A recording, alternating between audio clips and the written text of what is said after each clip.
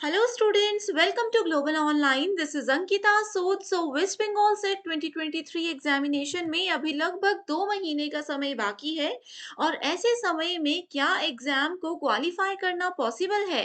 अगर आप सभी स्टूडेंट्स के माइंड में भी ये बड़ा सवाल आ रहा है तो आप सभी के लिए ये वीडियो बहुत ही ज़्यादा इम्पोर्टेंट एंड इन्फॉर्मेटिव है, क्योंकि इस वीडियो में बेस्ट प्रिपरेशन प्लान मैं आपके साथ शेयर करने वाली हूँ, जो कि हर एक एक्सपर्ट, हर एक स्कॉलर हमेशा फॉलो करता है एंड 2 महीने में इसी तरीके से एग्जाम क्वालिफाई करना पॉसिबल है। तो आप सभी स्टूडेंट्स इस वीडियो में एंड तक बने रहिएगा। मैं आपको श्योरिटी देती हूँ कि आपको इसका फायदा जरूर होगा। सो 2 मंथ्स प्रिपरेशन प्लान में हम सबसे पहले डिस्कस करेंगे कि क्या प्रीवियस ईयर क्वेश्चंस को पढ़ना, क्या प्रीवियस ईयर क्वेश्चंस को प्रैक्टिस करना इम्पॉर्टेंट है? क्या सच में प्रीवियस ईयर क्वेश्चंस की मदद से आप एग्जाम क्वालिफाई कर सकते हो?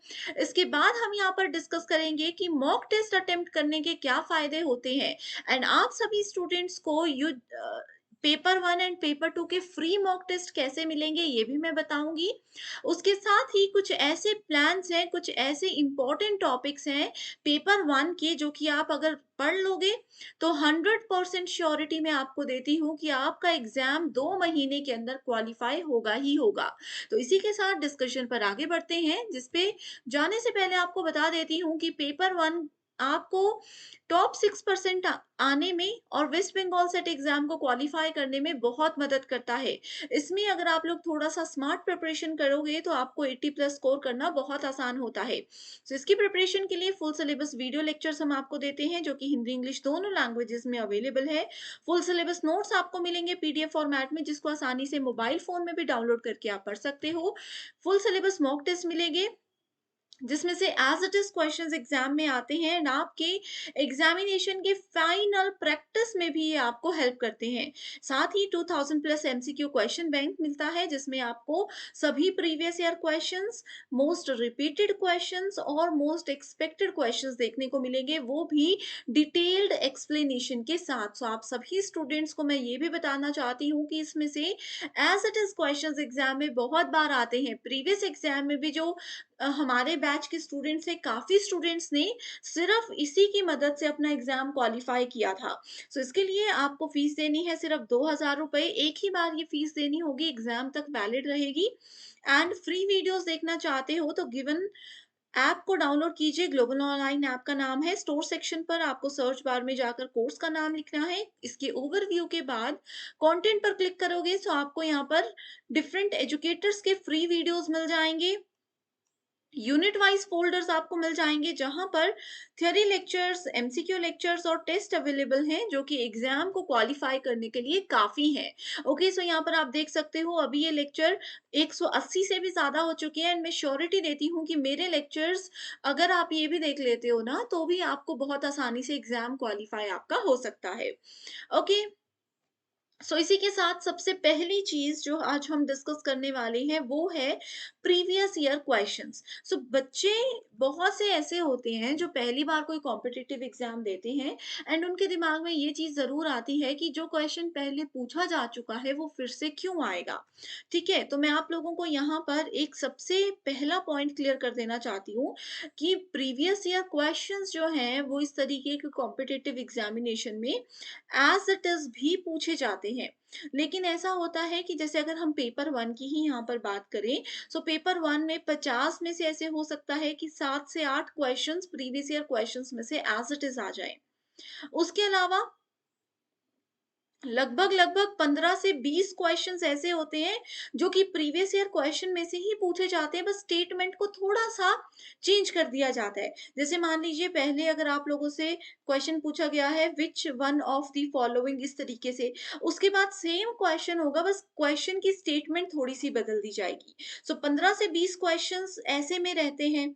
ठीक है, और उसके अलावा अगर हम लोग बात करें 10 से 12 क्वेश्चंस, लगभग 10 से 12 क्वेश्चंस ऐसे होते हैं जो कि टॉपिक भी वही रहता है, क्वेश्चन भी वही रहता है।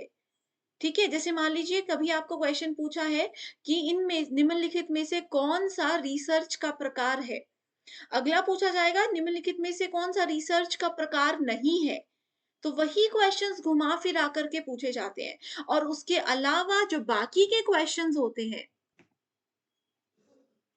लगभग जो 10 से 12 क्वेश्चंस बाकी के बचे हैं, 8, 10, 12 क्वेश्चंस, ऑलमोस्ट इतने क्वेश्चंस ऐसे होते हैं जो कि थोड़े से टफ लेवल के होते हैं, जो कि आपके करंट अफेयर के बेस पर आते हैं एंड लेटेस्ट जो डेटा चल रहा होता है, ठीक है? उसके बेस पर आते हैं या थोड़े टफ क्वेश्चंस होते हैं।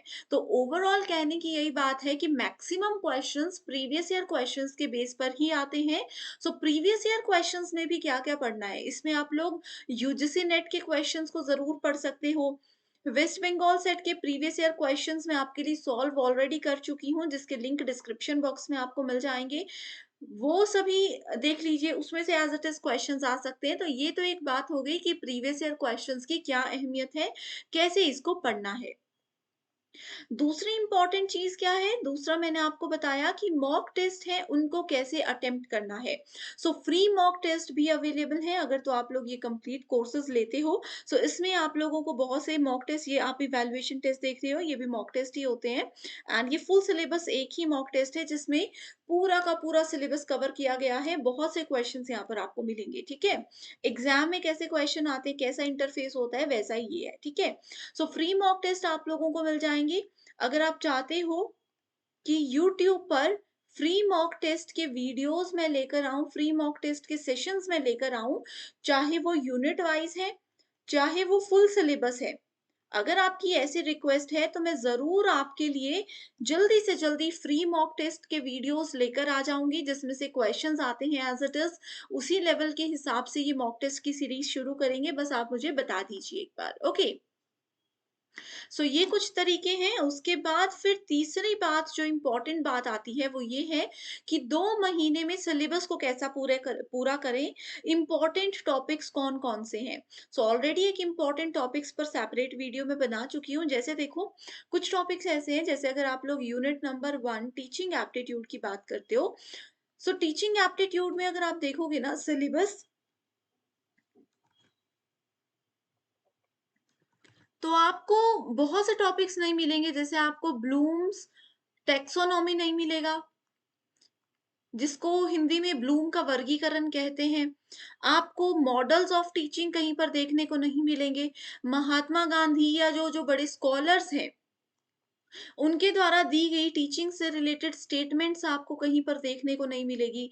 सेम अगर हम लोग यूनिट नंबर 2 रिसर्च की बात करें, सो रिसर्च में आपको हाइपोथेसिस यानी कि परिकल्पना, रिसर्च शोध परिकल्पना नाम का टॉपिक नहीं मिलेगा। उसकी टेस्टिंग के नाम का टॉपिक देखने को नहीं मिलेगा एंड ये ऐसे टॉपिक्स हैं जिसमें से 100% हर बार एग्ज़ाम में क्वेश्चंस आते ही आते हैं।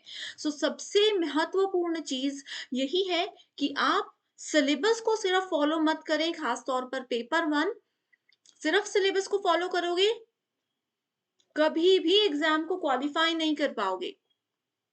तो इसीलिए क्या कीजिए, एक लिस्ट मैं आपको बनाकर दूँगी, कमेंट कर दीजिए, एक लिस्ट मैं बनाकर दूँगी आपको, जिसमें सिर्फ़ इम्पोर्टेंट टॉपिक्स ही होंगे पेपर 1 के। अगर सिर्फ़ उनको भी पढ़ोगे, तो भी आप लोग बहुत ही ज़्यादा आसानी से पेपर 1 में 80 से ज़्यादा स्कोर कर सकते हो। इस चीज़ की मैं आपको आज 100% श्योरिटी इस वीडियो में सबके सामने दे रही हूँ, पब्लिकली दे रही हूँ।